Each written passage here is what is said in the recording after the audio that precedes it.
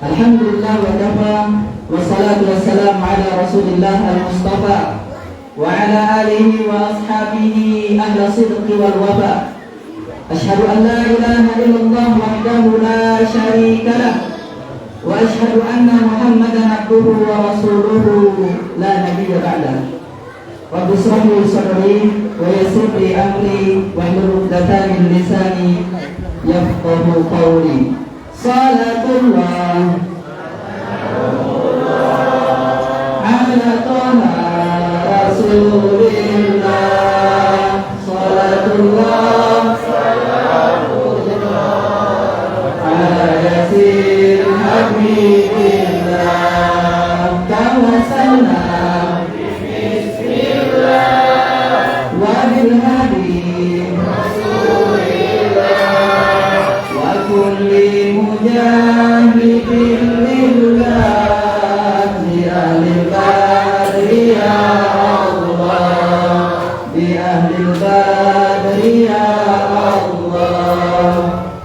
Yang sama-sama kita hormati Bapak Ketua Yayasan Masjid Al-Ittihad Perumahan Tanjung Bunga Air Hitam Pangkal Pinang, para tokoh agama, tokoh masyarakat, para tokoh pemuda, teman-teman dari Wandai Benjus, bapak-bapak, ibu-ibu, para jemaah Masjid Al-Ittihad yang insya Allah semuanya dirahmati oleh Allah Subhanahu wa Ta'ala.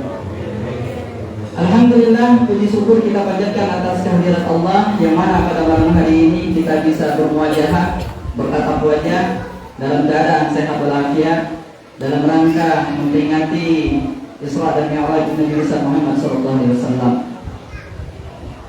Salawat berkaitan salam senantiasa tercurahkan kepada junjungan agung Nabi besar Muhammad SAW beserta para keluarga, para sahabat, para tabi'in, tabi'in, wa man tabi'ahum bi ihsanin ila yaumiddin. Bapak-bapak, ibu-ibu, rahimani wa rahimakumullah. Ketika kita berbicara tentang Isra dan Mi'raj, yang harus kita ketahui, yang tidak kalah pentingnya adalah salah satu peristiwa yang melatar belakangi terjadinya Isra dan Mi'raj. Jadi Isra dan Mi'raj ini salah satu wisata religi untuk Nabi besar Muhammad SAW. Karena apa? Pada tahun itu Nabi Muhammad SAW ini galau beragu. Kenapa dia galau? Beliau galau karena ditinggalkan paman tercintanya Abu Thalib. Beberapa hari berselang setelah meninggalnya sang paman, ditinggal oleh istri tercinta Ibunda Khadijah bintu Khuwailid radhiyallahu anha. Sosok perempuan yang cantik, sosok perempuan yang cerdas, kaya raya, dan berakhlak mulia. Rasulullah SAW ketika ditinggalkan oleh paman beliau dan istri beliau tercinta, ini sedihnya luar biasa, sehingga dikenal pada waktu itu disebutkan oleh para ahli sirah, para ahli sejarah dengan Amul Huzni, tahun kesedihan. Bagaimana Rasulullah SAW tidak sedih?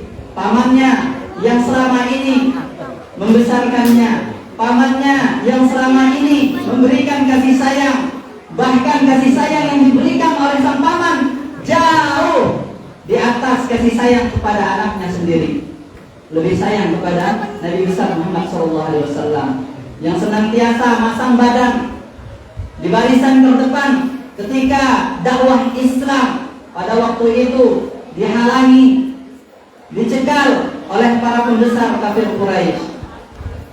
Kemudian istri beliau tercinta yang menemani sejak awal keislaman, yang mengorbankan harta dan jiwanya untuk Allah dan Rasulnya.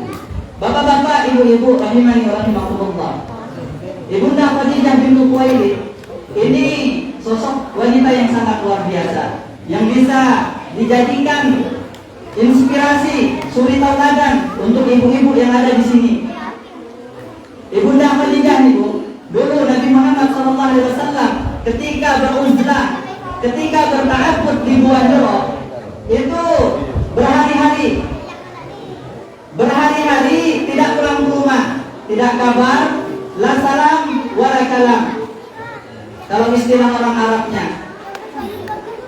Ketika wahyu pertama turun, surat Al-Alaq ayat 1 sampai dengan ayat 5. Ketika malaikat Jibril datang menyapa Nabi Muhammad SAW di Gua Hira, ini kejadian yang luar biasa. Iqra ya Muhammad, kata malaikat Jibril. Ma ana biqari, saya tidak bisa membaca, kata Nabi Muhammad. Iqra, bacalah, kata malaikat Jibril. Ma ana biqari, saya tidak bisa membaca.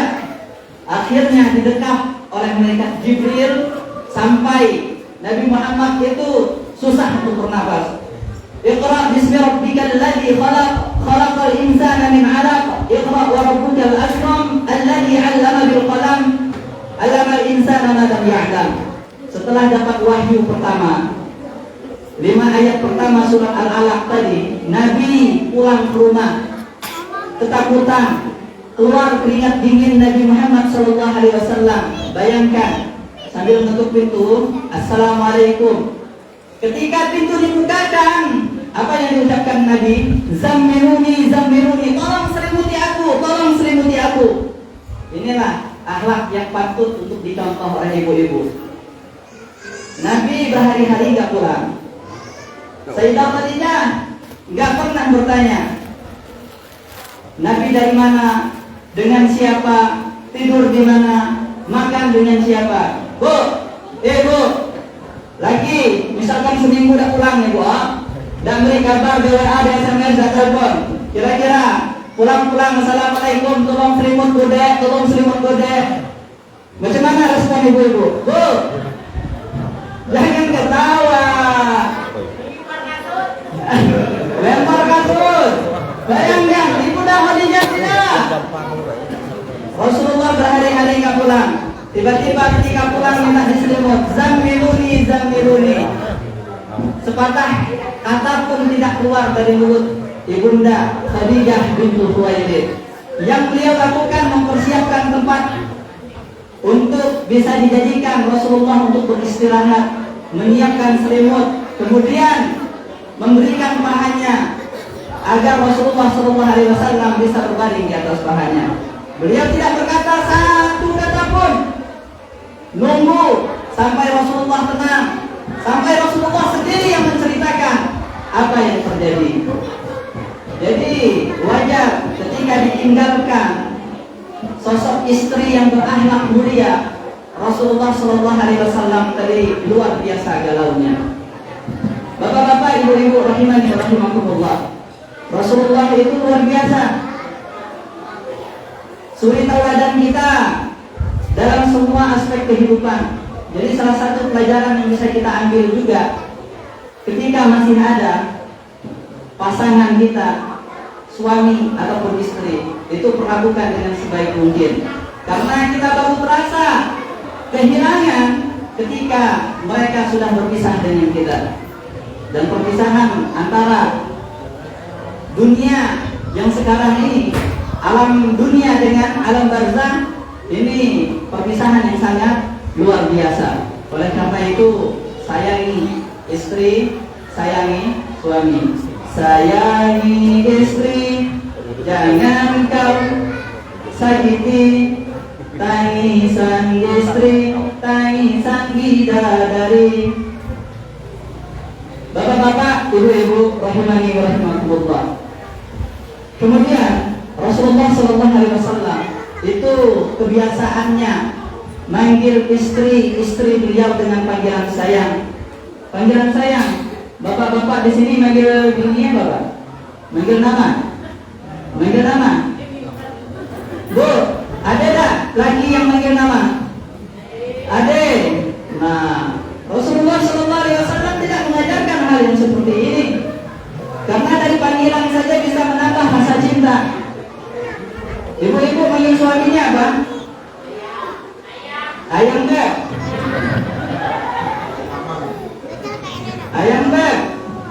Panggil dengan panggilan sayang. Rasulullah SAW memanggil Sayyidah Khadijah, ya Nabi, wahai pujaan hatiku, ya Latifah, wahai perempuan yang pelainya lembut, memanggil Aisyah radhiyallahu anha, ya Humairah, wahai perempuan yang pipinya putih kemerah-merahan. Ustaz, bini ku dede putih, bini ku hitam, dan tidak memanggil panggilan sayang, ya Hajar Aswad.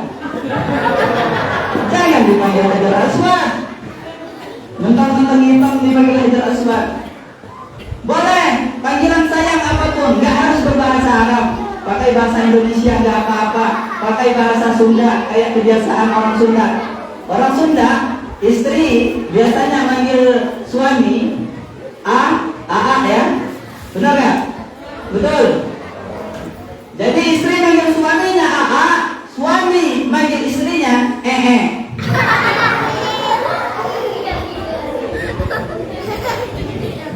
Suami manggil istrinya dengan teteh maksudnya. Jadi panggil pasangan kita dengan suatu panggilan yang disukainya. Karena insya Allah dengan begitu akan menambah kecintaan di hati kita, akan terwujud keluarga yang sakinah, mawaddah, warahmah. Ngomong-ngomong sampai jam berapa nih Pak? Sampai jam berapa ya? Jam 9. Insya Allah 12 menit lagi. Bapak-bapak, ibu-ibu, rahimani wa rahimakumullah. Peristiwa Isra dan Mi'raj ini kejadian yang sangat luar biasa sekali, yang tidak bisa diterima oleh akal manusia pada waktu itu. Akan tetapi bagaimana kita selaku umat Islam bisa menerima peristiwa Isra dan Mi'raj Nabi dengan keimanan di hati kita? Karena apa akal tidak menerima peristiwa Isra saja tanpa Mi'raj ini? Jadi Isra, subhanalladzi asra bi'abdihi lailan minal masjidil haram ila masjidil aqsa. Perjalanan yang dilakukan oleh Nabi Muhammad SAW dari Masjidil Haram yang ada di kota suci Mekah ke Masjidil Aqsa yang ada di Palestina. Kalau kita lihat di Google Map, Bu, Pak, jarak antara Masjidil Haram ke Masjidil Aqsa itu hampir 1.500 kilo. Hampir 1.500 kilo. Sedangkan 1.400 tahun yang silam, kendaraan yang ada, satu, masyian 'alal aqdam, jalan kaki. Yang kedua, naik onta.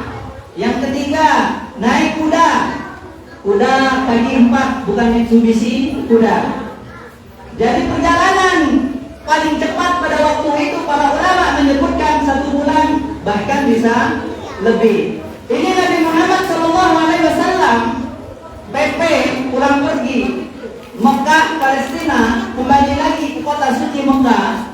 Dan dia nyampai semalam bahasa bangsa. Jadi orang-orang pada waktu itu sangat sulit untuk membenarkan peristiwa Isra dan Mi'raj. Akan tetapi orang-orang yang imannya mantap seperti Abu Bakar As-Siddiq, apapun yang keluar dari mulut Nabi Muhammad SAW, beliau langsung mempercayainya. Oleh karena itu, mari kita sama-sama meyakinkan hati kita, diri kita, bahwasanya peristiwa Isra dan Mi'raj ini suatu kejadian yang benar-benar terjadi, yang pernah dialami oleh Nabi besar Muhammad SAW. Logika sederhananya begini, Bu. Bu, tahu semut tak, Bu? Tahu semut tak, Bu? Tahu, semut deras tak jalannya, Bu?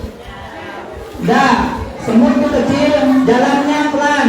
Misalkan ada salah seekor semut nih, ngomong ke teman-temannya sebangsa, bangsa semut.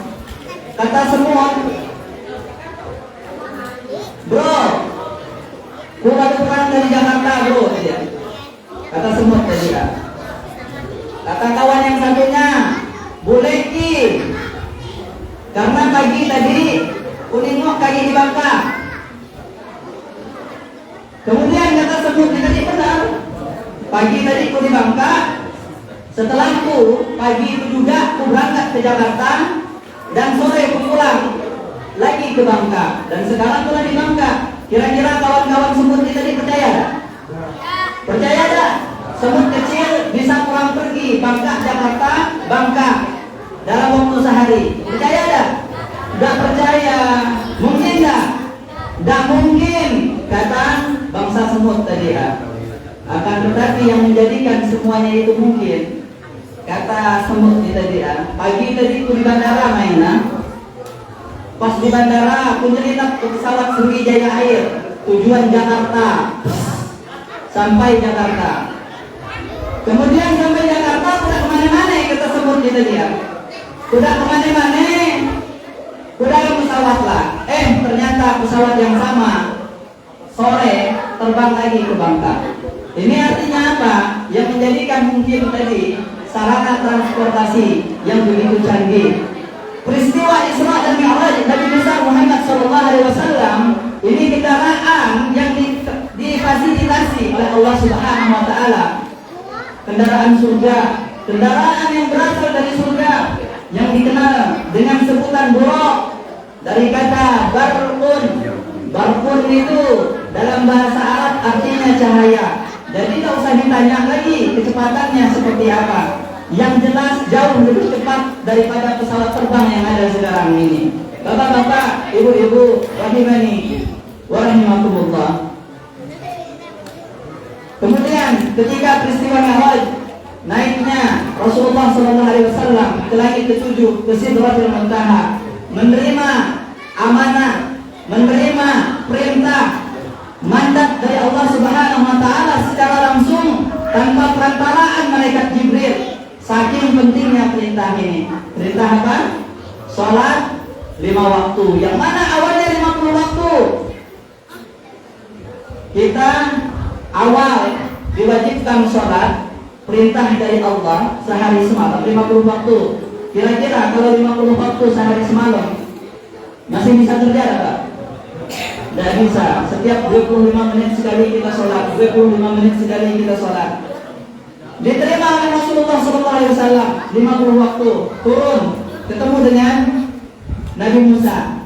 Ditanya, apa kewajiban yang Allah berikan untukmu dan umatmu? Sholat 50 waktu sehari semalam. Langsung angkat tangan Nabi Musa. Dakik sanggup umat kai berkata, naik lagi, minta keringanan, minta rukhsah, minta diskon ke Allah Subhanahu Wa Taala. Naik lagi Nabi Muhammad. Dikurang 5 jadi 45. Turun lagi, ketemu Nabi Musa. Ditanya Nabi Musa, 45 waktu sehari semalam, tak bakalan sanggup kata Nabi Musa. Naik lagi, begitu seterusnya sampai 5 waktu. 5 waktu. Jadi sekarang banyak yang sholatnya bolong. Betul tak? Bapak-bapak, ibu-ibu, rahimani wa rahimakumullah. Perkara sholat ketika momentum Isra dan Mi'raj ini harus kita perhatikan benar-benar. Perkara sholat adalah perkara yang pertama kali akan dihisab pada hari kiamat kelak. Inna awwala ma yuhasabu bihi al-'abdu yawmal qiyamati min 'amalihi sholatuhu. Amalan yang akan dihisab dari seorang hamba pada hari kiamat nanti adalah sholatnya. Fa idza shalahat faqad faza wa anjah. Apabila sholatnya tadi bagus, maka dia termasuk golongan orang-orang yang baik, orang-orang yang sukses, wa anjah, orang-orang yang beruntung, orang-orang yang sukses. Wa in fasadat, apabila sholatnya tadi rusak, faqad khaba wa khasir, dia termasuk ke dalam golongan orang-orang yang merugi. Tidak semua orang sholat itu akan dibayar pahala, Pak, Bu. Tidak semua orang sholat itu sholatnya diterima oleh Allah Subhanahu Wa Taala. Allah tegaskan, fawailul lil musallin. Celakalah bagi orang-orang yang sholat. Pak Ustaz mengecentum pada orang sholat tadi, menggak sholat jadi orang celaka. Orang sholat aja masih celaka, apalagi orang yang enggak sholat. Jadi Allah lanjutkan, fawailul lil musallin alladzina hum an sholatihim sahun. Orang-orang yang celaka ketika sholat ini, yang pertama kata Allah Subhanahu Wa Taala, orang yang niatnya salah, niatnya minta dipuji oleh manusia. Niatnya bukan karena Allah Subhanahu wa taala. Dia minta dipuji oleh manusia. Makanya dia termasuk ke dalam kategori orang-orang yang celaka walaupun mengerjakan sholat. Na'udzubillah, tsumma na'udzubillah. Jadi kita harus introspeksi diri kita, Pak, Bu. Bagaimana kualitas sholat kita? Mumpung momentum peristiwa peringatan Isra dan Mi'raj, kita harus evaluasi bagaimana sholat kita selama ini. Masuk kategori yang mana sholat kita? Apakah sholat kita ini sudah bagus? Apakah sholat kita masih perlu banyak perbaikan? Karena terkadang sangat disayangkan kita terlalu malas untuk belajar yang namanya sholat. Ketika sudah tahu gerakan, sudah tahu bacaan, kita mengira hal itu sudah cukup. Tapi ternyata terkadang banyak sekali kekurangan-kekurangan yang ada di dalam sholat kita. Contoh sederhananya nih, Bu, Al-Fatihah. Hampir semua orang Islam dari yang kecil sampai besar itu hafal Al-Fatihah. Ibu-ibu hafal Al-Fatihah? Hafal. Adik-adik kita yang kecil-kecil kalau disuruh baca Al-Fatihah, insya Allah hafal semua. Akan tetapi ada cukup cuma hafal, Bu. Pak, ada cukup. Bahasa Arab itu salah dalam mengucapkan makharijul huruf itu artinya salah. Contoh sederhana, Al-Fatihah itu rukun sholat. Rukun ini kalau tidak kita tunaikan, maka sholat kita tadi tidak sah. Al-Fatihah misalkan, Alhamdulillahi Rabbil Alamin, pakai ain, alamin, segala puji bagi Tuhan semesta alam artinya. Sekarang kita ubah satu huruf saja, Alhamdulillahi Rabbil Alamin. Alamin berubah jadi alamin, ain berubah jadi alif. Ini maknanya berubah 180 derajat, bahkan 360 derajat berubahnya. Yang awalnya segala puji bagi Allah Tuhan semesta alam, segala puji bagi Allah Tuhan yang sakit. Parah tidak Ibu? Tuhan semesta alam, gara-gara ain berubah menjadi alif, berubah menjadi Tuhan yang sakit. Na'udzubillah min dzalik. Ini baru masalah-masalah yang sangat mendasar sekali. Makanya tak mengherankan Ibnu Qayyim Al-Jauzi itu membagi tingkat kehusyuan sholat seseorang itu menjadi 5, Pak, Bu. Dibagi menjadi 5. Yang pertama, mu'aqqab, orang yang sholat di dunia, di akhirat kelak mendapat siksa. Dia sholat di dunia, di akhirat dia diazab oleh Allah Subhanahu wa taala. Ini golongan yang pertama. Tadi sudah disinggung salah satunya. Fawaidul lil musallin, celakalah bagi orang-orang yang sholat. Alladzina hum an sholatihim sahun, orang yang minta diterima ketika sholat, minta dipuji ketika sholat, minta disebut sifulan alim, sifulan alim. Ini golongan yang celaka, mu'aqqab. Ataupun yang kedua, masih golongan pertama, kategori yang keduanya, orang tadi sholat, tapi sholatnya tidak diterima, bahkan dia akan disiksa nanti ketika di akhirat. Kenapa? Ini pernah ditegur oleh Nabi Muhammad SAW, salah seorang sahabat. Salah seorang sahabat masuk masjid, ada Nabi di dalam masjid, dia sholat. Selesai sholat, menyapa Nabi. Apa kata Nabi? Irji' fasalli fa innaka lam tusalli. Kembalilah, sholat lagi, sesungguhnya kamu belum sholat. Sholat lagi sahabat ini tadi. 2 kali dia sholat, menghampiri Nabi, belum sempat nyapa, lagi-lagi kata Nabi, irji' fasalli fa innaka lam tusalli. Kembalilah, sholat lagi, sesungguhnya kamu belum sholat. 3 kali mengulangi sholat, Bu. Apa penyebabnya? Tumanina yang dia lupakan ketika sholat. Sampai dia memberanikan diri, ya Rasulullah, kalau 3 kali sholat, udah baca lagi kalau sholat lebih bagus dari ini. Tolong ajari aku bagaimana tata cara sholat yang benar. Kemudian kata Rasulullah, idza qumta ila shalah, apabila engkau hendak mendirikan sholat, setelah niat takbiratul ihram, baca Al-Fatihah, fokus ke sabda Nabi, warka hatta tatma'inna raki'an. Rukuklah sampai rukuk benar-benar dalam keadaan tumanina. ruku rukun sholat, tumakninah ketika ruku rukun ketika sholat juga, ada 2 rukun. Wasjud hatta tatma'inna sajidan, sujudlah sampai benar-benar tumakninah ketika sujud tadi. Jadi bahasa kita semayang yang cepat-cepat 3 sholatan. Jangan kayak ayam matok. Pernah lihat ayam makan enggak? Tok Allah Akbar, Allah meninggal. Dan musibah terbesar kita di beberapa masjid yang ada di Bangka Belitung. Sebentar lagi Ramadan, tarawih, imam favorit ketika Ramadan yang paling cepat selesai. Betul enggak, Bu? Betul enggak? Betul. Betul, Bu? Makanya kata Nabi, "Kamin qaimin laisa lahu min qiyamihi illa sahar." Berapa banyak orang yang melaksanakan sholat tarawih, sholat tahajud, sholat malam tidak mendapatkan apa-apa kecuali hanya bergadang saja. Nauzubillah min. Lanjut, Pak. Lanjut. Jam 9 malam. Lanjut.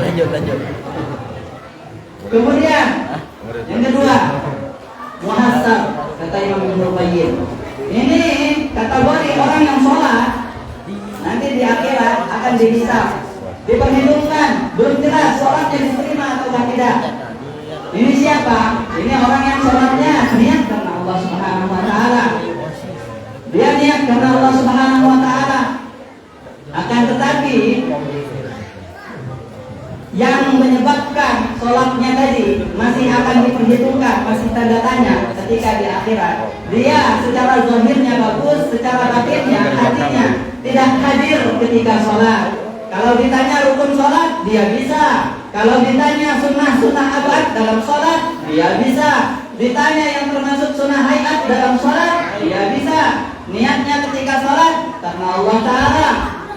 Akan tetapi ketika sholat begini, Bu, Allahu Akbar, matilah kumpul ketika di badan semua. Itu sholat rahmah. Kalau sholat petani sawit tengah mahal, Allahu Akbar, sawit 3.000 lebih, panen 2 hari kata telah. Berapa ekor kira-kira? Tengah sholat, musim saham di kampung. Musim saham, tengah nyemur saham. Allahu Akbar. Mati rasa ada kumang di aman, ditidur budak ke dalam saham ada kumang. Sholat, hatinya nggak hadir kemana-mana. Ini kata Imam Ibnu Qayyim berada di tingkatan kedua, tingkat kehusyukannya. Bagaimana sholatnya nanti di akhirat diperhitungkan oleh Allah. Apakah diterima atau tidak, itu keputusan Allah Subhanahu Wa Taala. Yang ketiga, ini yang selamat untuk ukuran, untuk tingkatan pertamanya. Di tingkatan ketiga ini, kalau sholat kita sudah berada di tingkatan ini, selamat kita insya Allah. Apa nama tingkatan ini? Mukaffar anhu. Kita sholat di dunia, di akhirat, sebab sholat kita, dosa-dosa kita diampuni oleh Allah Subhanahu Wa Taala. Orang yang rajin sholat, senantiasa berusaha memperbaiki kualitas sholatnya, niat sholatnya karena Allah, zahir, batin, itu bagus. Ketika sholat dia berusaha, kalau masih was-was, jangan takbir dulu, tengok dulu ke dapur, lah pada mengumpul aja. Kalau tengah mikir sawit, jangan takbir dulu, hitung lah kira-kira dapat berapa ekor sawit dia. Berusaha untuk menghadirkan kehusyukan di dalam sholat. Mulai membaca, belajar fikih sholat, memahami arti setiap ucapan ketika sholat. Orang Arab, kebetulan dulu Allah amanahkan pernah kuliah di Timur Tengah 5 tahun, hampir 5 tahun di Yaman. Orang Arab ketika baca sholat, baca surat tentang azab ketika sholat, itu meneteskan air mata. Baca tentang masalah kiamat, meneteskan air mata. Ayat-ayat tentang azab, takut kita yang diazab. Mereka meneteskan air mata. Dan kita di sini imam bawa surat panjang, nangis sendirilah ke ruku'ah. Lambat ke imam di ruku'ah. Jadi memahami arti daripada ucapan Bismillahirrahmanirrahim. yang maha pengasih lagi maha penyayang. Alhamdulillahi Rabbil Alamin. Segala puji bagi Allah, Tuhan semesta alam. Ar-Rahmanir Rahim, yang maha pengasih lagi maha penyayang. Maliki Yaumiddin, yang merajai hari pembalasan.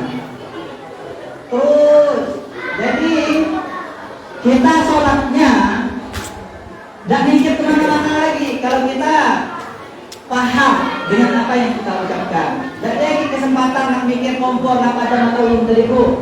Dan dia lagi mikir bahwasanya saham di depan rumah tadi kira-kira diambil sama anak kecil, diambil sama pemaling ataukah tidak. Ketika kita mengetahui apa yang kita ucapkan, ini salah satu mendukung agar sholat kita tadi khusyuk. Ini tingkatan ketiga. Tingkatan keempat hampir sama tingkatan keempat dengan tingkatan ketiga.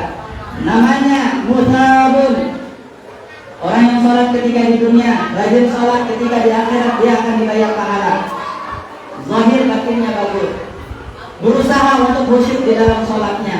Yang membedakan dengan tingkatan ketiga, tingkat istiqomahnya lebih baik daripada tingkatan yang ketiga tadi. Kemudian yang terakhir, muqarrab min rabbih. Ini tingkatan yang kelima. Dekat dengan Tuhannya ketika di akhirat kelak, ketika di surga akan didekatkan di sisi Allah Subhanahu wa taala karena salat yang dilakukan. Ini siapa? Salatnya para sahabat. Pernah dengar kisah Abbad bin Bishr? Pernah dengar kisah Abbad bin Bishr, Bu? Bu, pernah dengar kisah Abbad bin Bishr? Pernah? Abbad bin Bishr ini salah seorang sahabat Nabi yang sangat luar biasa. Dari perjuangan perang yang dimenangkan kaum muslimin yang bernama perang Zatul Riqa, di tengah perjalanan Nabi dan para sahabat dan rombongan lain beristirahat bermalam. Kemudian dua sahabat Nabi yang ditugaskan untuk berjaga malam takut diserang oleh musuh. Salah satu yang ditugaskan itu adalah Abbad bin Bishr. Kata Abbad ini bilang ke teman yang jaga yang satu, "Katiplah, ku baca DG, kalah main ngantuk kalah kerete." Abbad berjaga, lihat kanan, kiri, depan, belakang. Setelah memastikan aman, Abbad sholat malam. Allahu Akbar, kata Abbad. Tanpa disadari dari belakang ternyata ada sepasang mata yang mengawasi sambil pegang panah. Langsung dilepaskan anak panah tembus dari belakang ke depan. Abbad tadi sedang sholat, tetap sholat. Abbad tadi baca surat Al-Kahfi, ingin diselesaikan walaupun nak terpanah sekali, nak diselesaikan Al-Kahfi. Al-Kahfi lumayan panjangnya. Biasanya kalau Yasin lebih panjang dari Yasin. Al-Kahfi. Nah, tembus lagi nak menyelesaikan Al-Kahfi. Penasaran musuh nih. Ini malaikat apa manusia nih? Lagi panah sekali ya, kita tetap sholat biasa baik. Panah lagi, pas dua anak panah yang tembus. Masih sholat seperti biasa. Semakin penasaran. Ini jangan-jangan malaikat panah nih musuh tadi. Dipanah lagi pakai anak panah yang tiga, tembus. Setelah tembus tiga anak panah, dia teringat tugas yang diamanahkan Nabi adalah untuk berjaga, jaga malam. Akhirnya tidak diselesaikan surat Al-Kahfi tadi, diselesaikan sholatnya. Kemudian setelah salam kanan salam kiri langsung membangunkan teman yang berjaga satu tadi. Kaget temannya, terkejut. Kenapa? Sudah bersimbah darah. Ngapain tidak membangunku dari tadi? Aku tengah bermunajat, tengah sholat. Enggak, memutuskan munajat kepada Allah Subhanahu wa taala, kata Abbad. Luar biasa. Kita nih sholat Abbad, kita sholat nyamuk.